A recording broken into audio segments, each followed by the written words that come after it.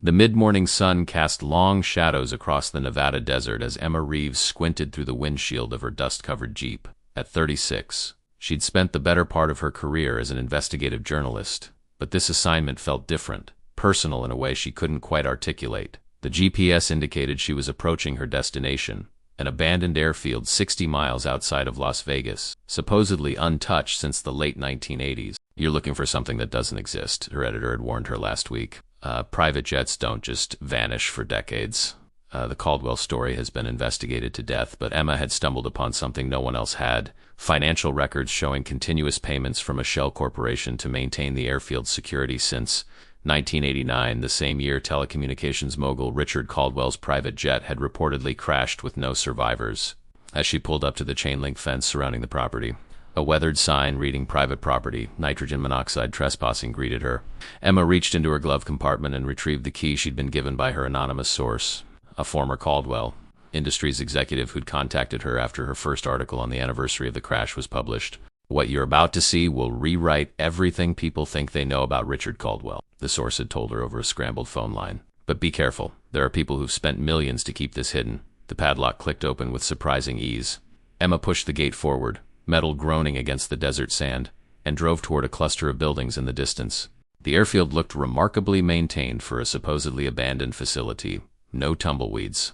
Minimal sand buildup in the runway, while cracked in places, was clear of major debris. Emma parked beside the largest structure, a hangar with peeling blue paint. Heart pounding in her chest, she approached the side entrance, trying the handle. Locked, but the key ring her source had provided contained several options.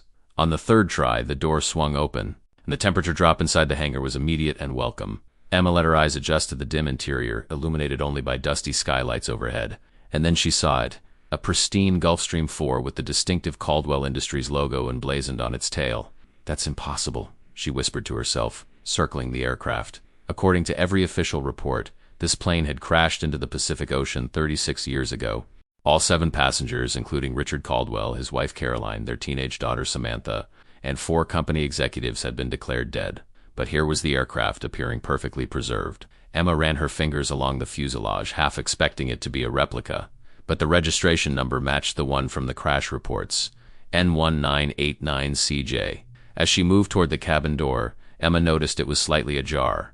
Pulling out her phone to use as a flashlight, she cautiously climbed the stairs. The cabin's interior was luxurious but dated all.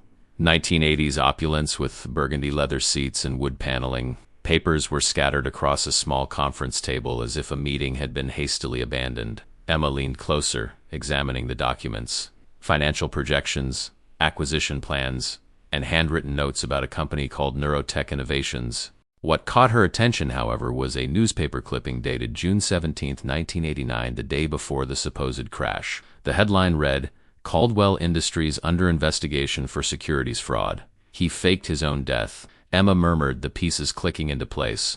But why leave the plane here? And what happened to everyone on board? As she gathered the documents, Emma's phone buzzed with a text from an unknown number. "Did you find it? You're not the only one looking. Get out now."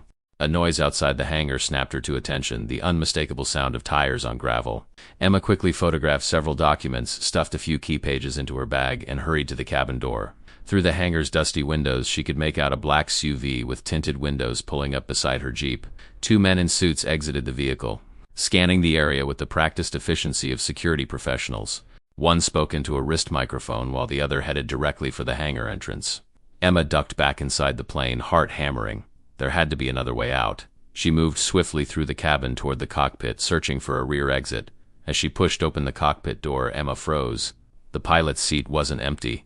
A skeleton sat there, dressed in the tattered remains of a pilot's uniform, a bullet hole clearly visible in the skull. Emma stifled a scream, backing away as the hangar's side door creaked open. Whatever had happened here in 1989 wasn't just fraud, it was murder. And now, 36 years later, someone was still protecting those secrets. Finding her composure, Emma spotted a maintenance door at the rear of the hangar. As voices echoed through the cavernous space, she slipped out, circling behind several fuel tanks before making a dash for the surrounding desert scrub. Once concealed, she looked back to see the men thoroughly searching her abandoned Jeep. Emma pulled out her phone, dialing her most trusted colleague at the newspaper. "David, it's me. The Caldwell story is bigger than we thought. I need you to look up everything you can find on a company called Neurotech Innovations and anyone who might have survived from Caldwell's inner circle. She paused, watching as one of the men emerged from the hangar, speaking urgently into a phone. "And David? I think I'm going to need somewhere to lay low for a while. There's a dead body and these guys don't look like they're here to help." As Emma ended the call, her phone chimed with another text from the unknown number.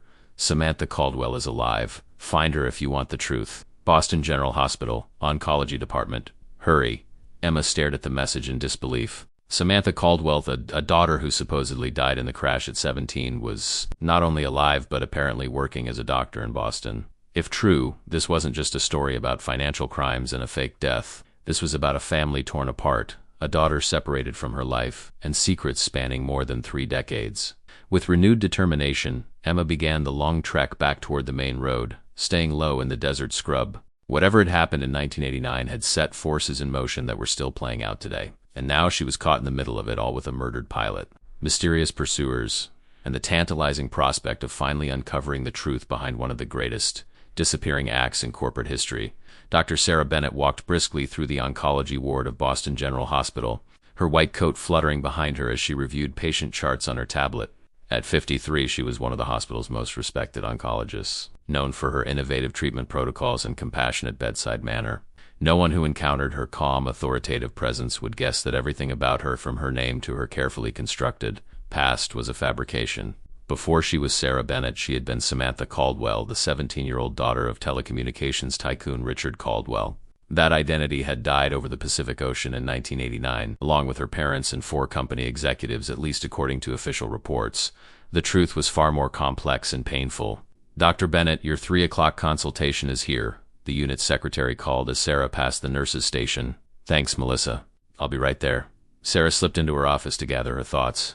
The consultation was with a new patient, a young mother with advanced lymphoma who had been referred for an experimental treatment protocol Sarah had pioneered. As she reached for the patient's file, Sarah's gaze fell on the silver-framed photograph, partially hidden behind her laptop, the only physical remnant of her former life. A teenage girl stood between her parents on the deck of a sailboat, all 3 smiling into the camera, unaware of how dramatically their lives would implode just months later. Sarah still remembered the night everything changed with perfect clarity. Her father waking her at midnight, telling her to pack only essentials. The hushed argument between her parents as they boarded the company jet. The terrifying revelation during the flight that federal investigators had uncovered massive securities fraud at Caldwell Industries, fraud that her father insisted had been orchestrated by his CFO without his knowledge. "They won't believe me," her father had said, his normally confident voice shaking. "The evidence has been carefully arranged to implicate me. We need to disappear until I can prove my innocence." The plan had been to fly to a private airfield in Nevada, then take separate routes to Canada using fake identifications already prepared by her father's security team. But something had gone catastrophically wrong upon landing. Sarah remembered the shouting, her mother pulling her into the cabin's lavatory and locking the door, the horrifying sounds of gunshots. When silence finally fell, her mother had whispered, "Don't make a sound." They'd remained hidden for what felt like hours until a trusted security officer found them and rushed them off the plane. Sarah's last glimpse of her father had been of him trying to reason with the pilot who was holding a gun. In the chaotic aftermath, she'd learned the devastating truth. Her father had indeed been innocent. But the elaborate escape plan had been leaked to the very people who had framed him, powerful competitors who had infiltrated Caldwell Industries and systematically looted its research division. They had sent assassins to the airfield to eliminate any chance of Richard Caldwell clearing his name. The official story, a plane crash with no survivors, had been staged, while Sarah and her mother were forced into hiding with new identities. Carolyn Caldwell became Catherine Bennett, relocating to Minnesota to live as a widowed accountant with her daughter. Sarah. The architects of the fraud had what they wanted: control of Caldwell's revolutionary telecommunications patents in his silence. A soft knock at her office door pulled Sarah from her memories. "Come in," she called, quickly repositioning her computer to obscure the photograph. Her assistant poked her head in. "Dr. Bennett, there's a woman in the waiting area asking to see you. She doesn't have an appointment, but she's quite insistent. She says her name is Emma Reeves from the Washington Post." Sarah felt her blood turn to ice. In 36 years, no one had ever connected Dr. Sarah Bennett to Samantha Caldwell. She had built her new life carefully, excelling academically and choosing a medical specialty that allowed her to help others while maintaining a low profile. After her mother's death from breast cancer 15 years ago, she had become even more cautious about protecting her identity. "Did she say what this is regarding?" Sarah asked, fighting to keep her voice neutral. "Something about a research article on innovative oncologists, but she seemed, I don't know, nervous? like she wasn't being entirely truthful. Sarah's mind raced through possibilities. Could this be a coincidence? A legitimate journalist doing a legitimate story? Or had someone finally uncovered the truth? Tell her I'm with patients all afternoon, but I could see her briefly at 7 this evening if she's willing to wait. Sarah needed time to think, to prepare, perhaps even to disappear again if necessary. As her assistant left, Sarah unlocked her desk drawer and removed a burner phone she kept for emergencies. There was only one number programmed into it, her father's former head of security, the man who had helped her and her mother escape that night, and who had maintained an elaborate system to protect them in the decades since. Michael Dawson answered on the second ring. "Hello?" "It's me," Sarah said quietly. "Someone's here asking questions. A journalist." There was a brief silence. "Are you certain it's about that?" "No," Sarah admitted. "Not yet, but my instincts say yes. Don't panic. I'll run a check on this Emma Reeves. Meanwhile, meet with her as planned. Say nothing revealing, but try to determine what she knows. I'll be nearby." After ending the call, Sarah took a deep breath and focused on her immediate responsibilities. Her patients needed her, and she had spent a lifetime compartmentalizing her trauma. For the next few hours, she would be exactly what she appeared to be, a dedicated oncologist with nothing to hide. But as she moved through her afternoon appointments, her mind kept returning to the journalist waiting in the lobby.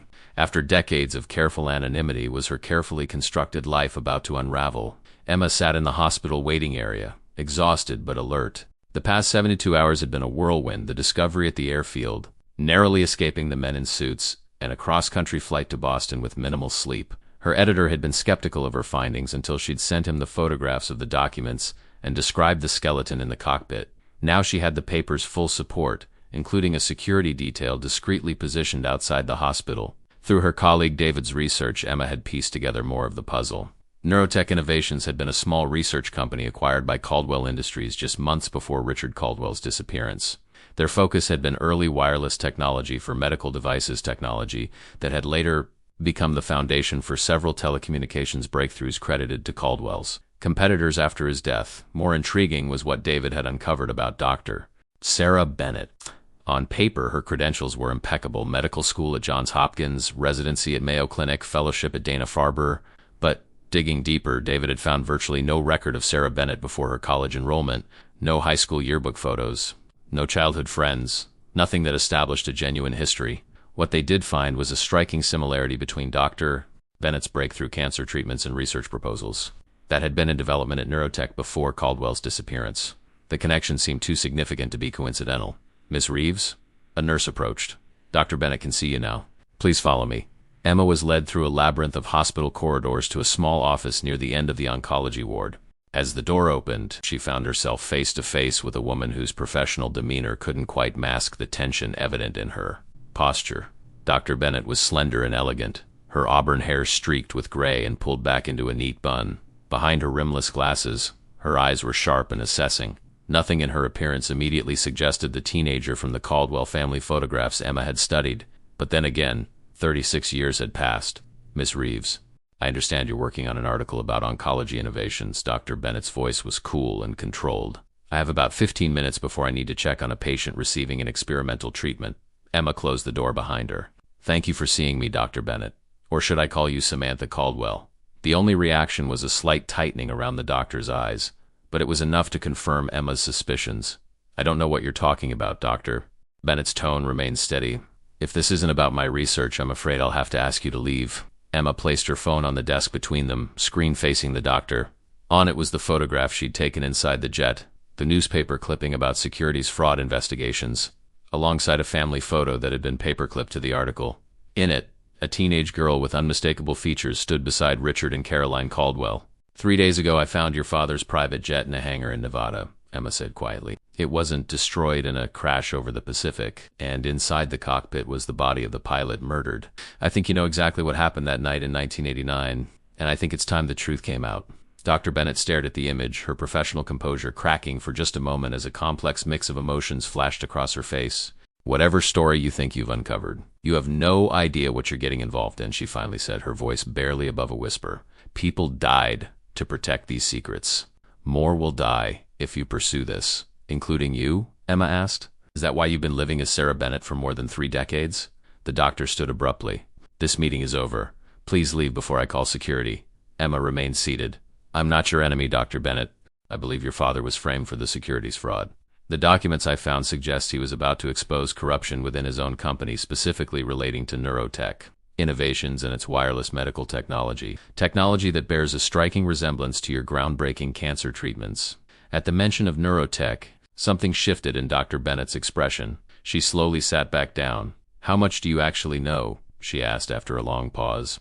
Enough to know I'm missing crucial pieces, Emma admitted. Enough to know that powerful people are still protecting this secret. Men in suits showed up minutes after I found the plane. They've been following me ever since. Dr. Bennett's gaze sharpened. Describe them. Emma did, noting how the doctor's expression darkened as she mentioned the older man with a distinctive scar along his jawline. Erickson, Dr. Bennett murmured. He was there that night. He was supposed to be my father's ally. She reached for Emma's phone, studying the images more closely. Where did you get the tip about the airfield? About me? An anonymous source, Emma explained. They texted me after I published an anniversary piece about your father's disappearance. Said they had information that would rewrite everything people thought they knew about Richard Caldwell. Dr. Bennett returned the phone, her decision apparently made. I can't talk here. Too many eyes, too many ears. There's a coffee shop 3 blocks east of the hospital, the Blue Spoon. Meet me there at 8:30 tonight. Come alone and make sure you're not followed. As Emma stood to leave, Dr. Bennett added, Miss Reeves, understand something. If you publish what you know right now, you'll be dead before the ink dries. These people have protected this secret for nearly 4 decades. They won't hesitate to eliminate another journalist. Another journalist? Emma asked, her hand on the doorknob. Look up Marcus Chun, Boston Globe, 2001. He got close to the truth, too. His car accident wasn't an accident. Dr. Bennett turned away, effectively ending the conversation. 8:30. Don't be late. As Emma left the hospital, her phone buzzed with a text from her editor. Urgent. Source sent more docs. Found connections between Caldwell case and current FCC Commissioner Thomas Erickson. Called his office for comment now, getting threatening calls. Watch your back. Emma quickened her pace, a chill running down her spine despite the warm June evening. The same name Dr. Bennett had just mentioned, Derrickson. The puzzle pieces were aligning, but the picture they formed was increasingly dangerous. Whatever had happened in 1989 wasn't just history. It was tied directly to people in positions of power today. As she walked toward her hotel, Emma failed to notice the black sedan pulling away from the curb behind her, or the man inside speaking urgently into a phone. She made contact. Your suspicions were correct. The Bennett woman is Samantha Caldwell. How do you want us to proceed? The Blue Spoon was nearly empty when Emma arrived at 8:15 that evening, having taken a circuitous route to ensure she wasn't followed. She chose a corner table with a clear view of both the entrance and the back exit, her journalist's instincts on high alert. The coffee shop had the worn comfort of a neighborhood institution, mismatched furniture, local artwork on the walls, and the rich aroma of freshly ground beans permeating the air. Emma ordered a black coffee and opened her laptop, reviewing the additional documents her editor had sent. The connection to FCC Commissioner Thomas Erickson was damning. Before his political appointment 15 years ago, Erickson had been a senior executive at Global Commom Technologies, the very company that had acquired most of Caldwell Industries' patents after Richard Caldwell's death. More troubling were the financial records showing annual payments from an offshore account linked to Erickson to the security company maintaining the Nevada airfield where Emma had found the jet. The evidence suggested that Erickson had been involved in framing Caldwell for securities fraud, orchestrating his disappearance, and then systematically profiting from the stolen technology for decades. The bell above the door jingled, and Emma looked up to see Dr. Sarah Bennett entering, now dressed in civilian clothes jeans, a simple blouse, and a light jacket despite the warm evening. Her hair was down and she'd replaced her professional glasses with more stylish frames, making her appear more approachable but no less cautious. Dr. Bennett ordered at the counter before joining Emma, placing a manila envelope on the table between them. Were you followed? She asked without preamble. I don't think so. I took 3 different ride shares and walked the last few blocks. Emma nodded toward the envelope. What's that? Insurance, Dr. Bennett replied. And answers. But first I need to know exactly what you plan to do with this story. Emma considered her response carefully. The truth deserves to be told. People who committed fraud, murder, and theft shouldn't get away with it just because decades have passed. But, she added, seeing Dr. Bennett's expression harden, I also understand there are lives at stake, including yours. I'm not looking to publish anything that puts innocent people in danger. Dr. Bennett seemed to relax marginally. Then we might be able to work together. She sipped her tea before continuing. What I'm about to tell you doesn't leave this table until we agree on how to proceed. Understood? Emma nodded, switching on her phone's recording app with the doctor's permission. My father was many things. Brilliant, ambitious, sometimes difficult, but he wasn't a criminal, Dr. Bennett began. In early 1989, he acquired a small biotech research company called Neurotech Innovations that had developed revolutionary wireless technology for medical devices. The potential applications were enormous remote patient monitoring, precision drug delivery systems, neural interfaces. It was decades ahead of its time. She paused, her gaze distant with memory. What my father didn't realize was that his CFO, Thomas Erickson, had been compromised. Erickson was secretly working with GlobalCom Technologies, helping them steal Caldwell's research to gain competitive advantages. When my father discovered financial irregularities and launched an internal investigation, Erickson realized he was about to be exposed. So he framed your father for securities fraud, Emma supplied. Precisely. He manufactured evidence, backdated documents, and tipped off federal investigators. My father was blindsided. When he realized what was happening, he gathered what evidence he could and planned to take it directly to the SEC to clear his name. Dr. Bennett's voice tightened. That's why we were on that plane. We were supposed to meet with a federal prosecutor in Las Vegas who my father trusted, but you never made it to the meeting. Dr. Bennett shook her head. Erickson had infiltrated our security team. When we landed at the private airfield in Nevada, assassins were waiting. My father stayed behind to buy time while a loyal security officer, Michael Dawson, got my mother and me off the plane. There was gunfire, chaos. The pilot was killed, and so was my father. Emma felt a chill despite the warm cafe, and the official story about the plane crash, Erickson's creation. He had planned it meticulously, a false flight plan filed to show the jet heading over the Pacific, debris planted in the water. With everyone presumed dead, he and his GlobalCom partners could acquire Caldwell Industries assets at a fraction of their value through shell companies. The patents, the research, everything my father had built. But you and your mother survived. Dr. Bennett nodded. Michael Dawson helped us disappear. New identities, new backgrounds, new lives thousands of miles away. My mother became Catherine Bennett, a widow from Chicago relocating to Minnesota with her teenage daughter Sarah. Her voice grew softer. I was 17 when Samantha Caldwell died. I missed my high school graduation, my friends, everything I had known, and the research. Your cancer treatment seemed connected to Neurotech's original work. A small, sad smile crossed the doctor's face. My father had entrusted me with something the night we fled, a microchip sewn into the lining of my jacket containing encrypted backups of Neurotech's most important research. He told me to keep it safe, that someday it might help prove his innocence. She opened the manila envelope and slid several weathered pages across the table, handwritten notes and diagrams with Richard Caldwell's distinctive signature. I couldn't clear his name, not while Erickson and his allies were ascending to positions of greater power, but I could continue his legacy. I studied medicine specifically to develop the technologies Neurotech had pioneered. My cancer treatments are built on my father's stolen research that Erickson and GlobalCom buried because they couldn't understand its full potential. Emma examined the documents, recognizing similarities to the papers she'd photographed on the plane. Why come forward now after all these years? Why risk your new identity? Dr. Bennett's expression hardened. Because Thomas Erickson is about to become the next chairman of the FCC with unprecedented control over telecommunications regulations.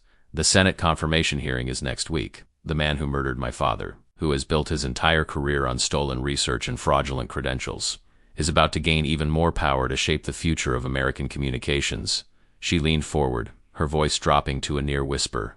And because someone else has started digging into this past, you're not the first person to find that plane, Miss Reeve. 2 months ago, Michael Dawson, the security officer who saved us, was found dead in his home in Arizona.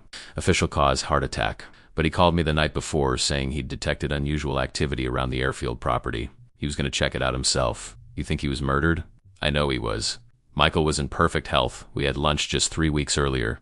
And a week after his death, my mother's grave in Minnesota was vandalized. Nothing obvious, just enough disturbance to send me a message. They're tying up loose ends, Miss Reeves. After 36 years, someone is erasing all connections to what happened that night. Emma felt the weight of the story pressing down on her. This wasn't just about historical corporate malfeasance. It was about active corruption at the highest levels of government, about murders spanning decades. I need to show you something else, Dr. Bennett said, reaching into the envelope again. She withdrew a small flash drive. This contains my father's original evidence against Erickson, plus documentation I've compiled over the years. Financial trails, connections between GlobalCom executives and regulatory decisions. Patterns of suspicious deaths surrounding anyone who came close to the truth. She placed the drive in Emma's hand, closing her fingers around it. My patient's cancer treatments are based on technology that should have been available 20 years ago. How many lives could have been saved if my father's research hadn't been suppressed? That's Erickson's real crime, not just what he did to my family, but what he stole from the world. Emma carefully pocketed the drive. Publishing this will put you at risk. Your identity will be exposed. I've lived in fear for 36 years, Dr. Bennett replied with quiet determination.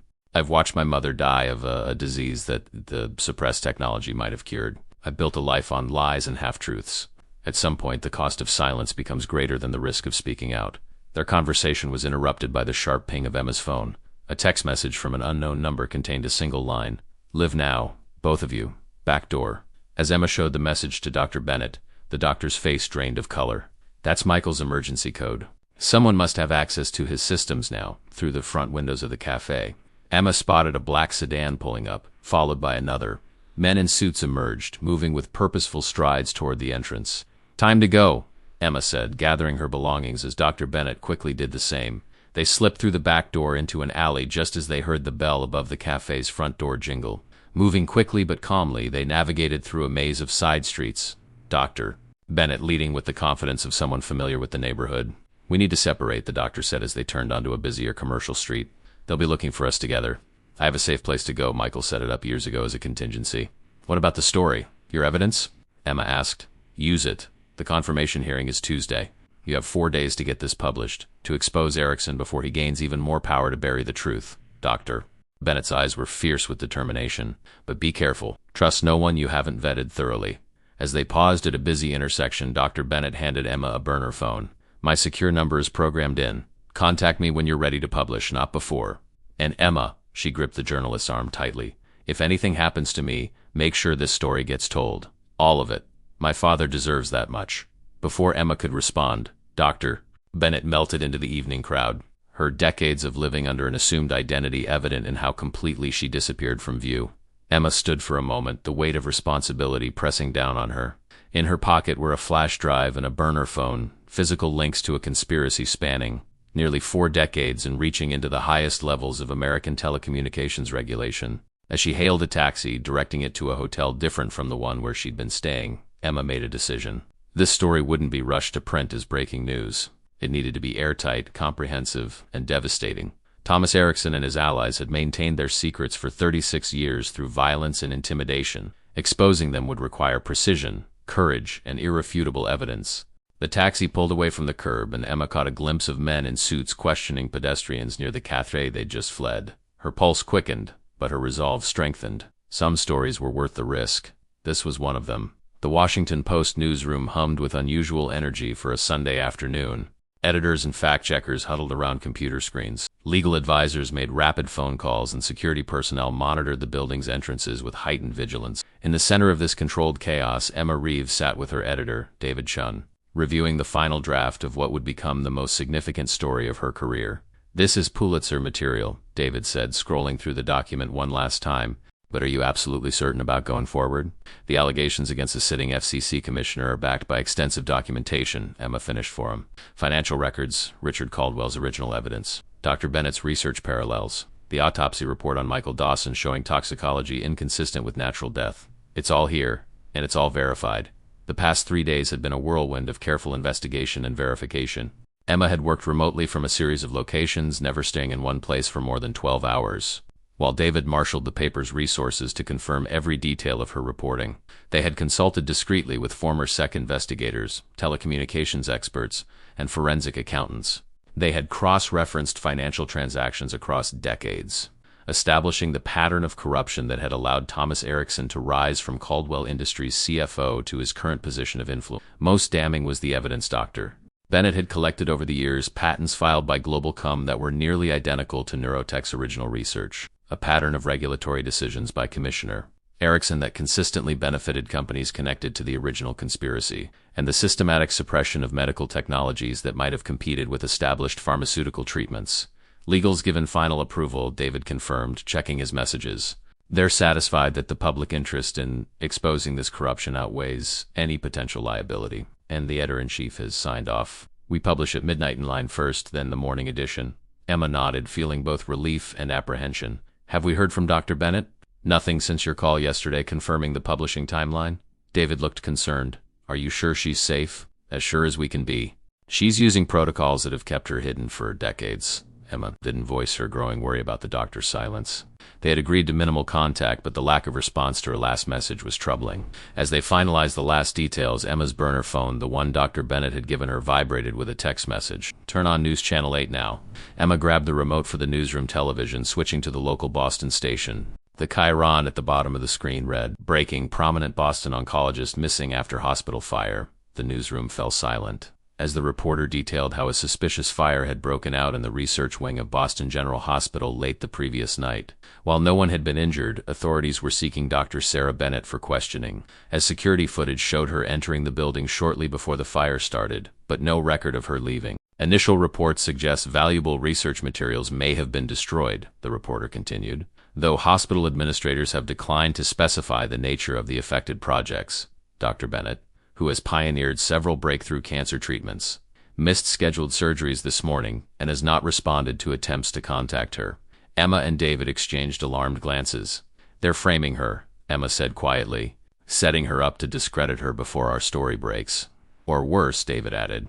"If they can't find her, then they'll make sure no one else does either." Emma reached for her secure phone, dialing the number Dr. Bennett had programmed into it. After several rings, a voicemail picked up, not Dr. Bennett's voice, but an automated system. Emma left a brief message using the code phrase they had established. "The archive is ready for public access. Confirmation requested." As she ended the call, the newsroom doors burst open. The paper's head of security approached with urgent strides. "We've got a situation," he informed them in a low voice. "Two men claiming to be federal agents are in the lobby asking for Ms. Reeves. They don't have warrants, but they're insistent. Something about a national security matter related to telecommunications infrastructure." Emma felt a cold knot form in her stomach. "Ericsson's people." "Most likely," David agreed. "What's our play here?" The security chief outlined their options. Emma could meet with the men in a controlled environment with legal counsel present. She could refuse and risk them returning with an actual warrant. Or she could leave via the building's less monitored rear exit while the paper's attorneys stalled. "I need 30 minutes, Emma decided. "Just enough time to make a critical call and set something in motion. Then I'll meet them with lawyers present." David looked skeptical. "You sure about that?" "Once they have you in their sights, they already do," Emma pointed out. "But they don't know what we know, and they don't know when we're publishing. The more time they waste focusing on me here, the less time they have to find Dr. Bennett or stop our story." As the security chief left to relay her decision, Emma turned to David. "I need a secure line and absolute privacy for 10 minutes. David led her to a soundproofed conference room used for sensitive interviews. 10 minutes. Then we need to prepare for these federal agents, alone in the room." Emma used a different phone, not her regular cell or the burner from Dr. Bennett, but a prepaid phone she had purchased that morning for this specific purpose. She dialed a number she had memorized from Dr. Bennett's files. After 2 rings, a woman's voice answered. "Senator Mercer's office. This is Emma Reeves from the Washington Post. I need to speak with the senator immediately regarding Thomas Ericsson's confirmation hearing. I'm sorry, Miss Reeves, but Senator Mercer is in meetings all afternoon. I can take a message. Tell her this concerns Richard Caldwell, Neurotech Innovations."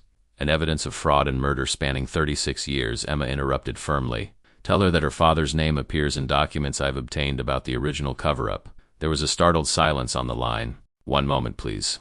Less than 30 seconds later, a different voice came on the line, sharper, more authoritative. "This is Senator Alexandra Mercer. You have exactly 1 minute to explain that reference to my father before I hang up. Your father was James Mercer, Deputy Attorney General in 1989, Emma stated, according to Richard Caldwell's records. He was the federal prosecutor. Caldwell planned to meet in Las Vegas to present evidence of corporate espionage and fraud within his company, evidence implicating Thomas Ericsson. But your father never received that evidence because Caldwell was killed before the meeting could take place." The line went quiet for a moment. "Where did you get this information?" Senator Mercer finally asked, her tone carefully measured. "From Caldwell's daughter, who survived the attempt on her family's life and has been living under an assumed identity as Dr. Sarah Bennett of Boston General Hospital. She's now missing after a suspicious fire at her research facility last night." Emma could hear the senator's sharp intake of breath. "The oncologist? She's Caldwell's daughter?" "Yes." "And she provided extensive documentation showing how Ericsson framed her father, orchestrated his murder, stole his research, and has been suppressing medical innovations for decades while building his telecommunications empire and political influence. We're publishing the full investigation at midnight tonight before Ericsson's confirmation hearing on Tuesday. These are extraordinary allegations, Ms. Reeves." "With extraordinary evidence," Emma countered. "Evidence your father never got to see because of Ericsson's action." "Senator, I'm currently at the Washington Post offices where men claiming to be federal agents are waiting to question me. I believe they work for Ericsson. Given your position on the Communications Committee overseeing Ericsson's confirmation, I thought you should know what's coming." There was a long pause before Senator Mercer responded. "Give me the names of these alleged agents, and don't meet with anyone until my office calls your editor directly." "Understood." "Understood." Emma provided the information from the building security log. "Expect a call within 15 minutes. And, Miss Reeves, if what you're saying is true about my father's connection to this case, there will be more than just a news story breaking tomorrow. The line went dead, and Emma sat back, her heart racing. Senator Alexandra Mercer was a rising political star with a reputation for integrity and a particular interest in telecommunications regulation. More importantly, she had the power to delay Erickson's confirmation hearing pending investigation, if she believed Emma's claims. Just as Emma returned to the newsroom, David approached with a puzzled expression. The agents just left rather hurriedly, said they'd be in touch later. He studied Emma's face. "What did you do in those 10 minutes? "I called in reinforcements," Emma replied, checking her watch. "And I think we may have just bought Dr. Bennett some critical time, in a small apartment above a bookstore in Cambridge." Dr. Sarah Bennett, or rather, Samantha Caldwell, watched the local news coverage of her disappearance with grim satisfaction. The fire had been her doing, but not as the authorities suspected. She had destroyed nothing of value. Instead, she had transferred her critical research to secure servers and left deliberate evidence of tampering to trigger an investigation. When Emma's message came through about the story publishing at midnight, Samantha knew Erickson would make one final attempt to silence her. The fire was a calculated risco way to control the narrative and choose the terms of her disappearance rather than waiting for Erickson's men to find her. Her phone buzzed with a secure message. Senate office made inquiries about agents seeking journalists. Confirmation hearing postponed pending investigation. Ease people scrambling. Midnight publication proceeding. Safe house ready in D.C. when you're ready to emerge. M.D. Jr., Michael Dawson Jr., the son of her father's loyal security chief, who had continued his father's work protecting her after the elder Dawson's murder. They had planned for this contingency for years, establishing secure protocols and escape routes, gathering evidence, and waiting for the right moment to reveal the truth. Samantha typed a brief acknowledgement before turning back to her preparations. On the table before her lay items she had carried with her through 2 identities: her father's research journals, the original microchip he had entrusted to her, family photographs preserved through decades of hiding, and a small USB drive containing the complete history of her alternative life as Sarah Bennett. In less than 12 hours, the world would learn about the conspiracy that had claimed her father's life and forced her into decades of hiding. Thomas Erickson would face not only public exposure but potential criminal charges. The medical technologies her father had pioneered would finally emerge from suppression, potentially saving countless lives. But most importantly, Richard Caldwell's name would be cleared. The history books would be rewritten to show him not as a fraudster who died fleeing justice, but as a visionary entrepreneur murdered for trying to expose corruption.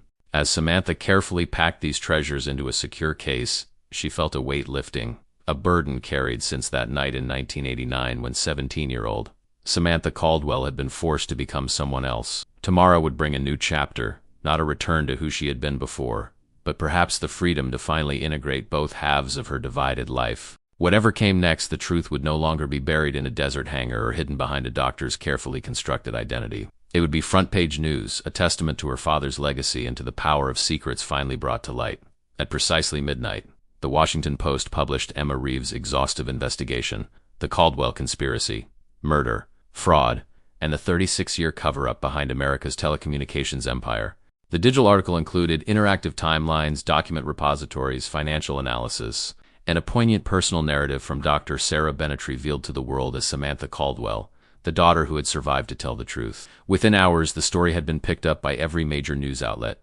Calls for Thomas Erickson's resignation echoed across political aisles. The FBI announced the opening of a formal investigation into the 1989 events, the suspicious death of Michael Dawson Sr., and the alleged misconduct of federal employees acting on Erickson's behalf. 3 days later, Emma sat in Senator Mercer's office alongside Samantha Caldwell, who had emerged from hiding once the story broke. The senator had been instrumental in ensuring their security, providing a platform for Samantha's testimony, and initiating a congressional investigation into regulatory capture within the telecommunications industry. The Justice Department has frozen Erickson's assets pending investigation, Senator Mercer informed them, setting aside a confidential brief. Global Comstock has plummeted, and 3 board members have resigned. But more importantly, the patents derived from your father's research are being reviewed for potential fraud in their acquisition. Samantha nodded, her expression solemn but unburdened. And my patients? My research? Boston General has issued a full statement of support. Your position awaits your return, and the hospital board has approved expedited clinical trials for the treatments that were nearly lost in the fire. Senator Mercer smiled slightly.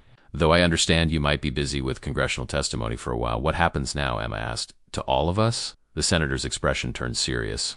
Protective details will remain in place until all of Erickson's associates are identified and investigated. The truth has been exposed, but the web he built over decades won't unravel overnight. She turned to Samantha. As for you, Dr. Bennett or Miss Caldwell, that's entirely your choice. After 36 years of living someone else's life to protect your own, you've earned the right to decide who you want to be going forward. Samantha considered this for a long moment. I think, perhaps, both. Sarah Bennett is who I became, a doctor who helps people, who carries on her father's legacy of innovation. But Samantha Caldwell is the truth I've carried inside all these years. I don't want to hide either part of myself anymore. As they left the senator's office, Emma and Samantha paused before a bank of television screens in the lobby, all showing coverage of the unfolding scandal. One channel featured archival footage of Richard Caldwell at the height of his success, speaking passionately about technology's potential to transform healthcare.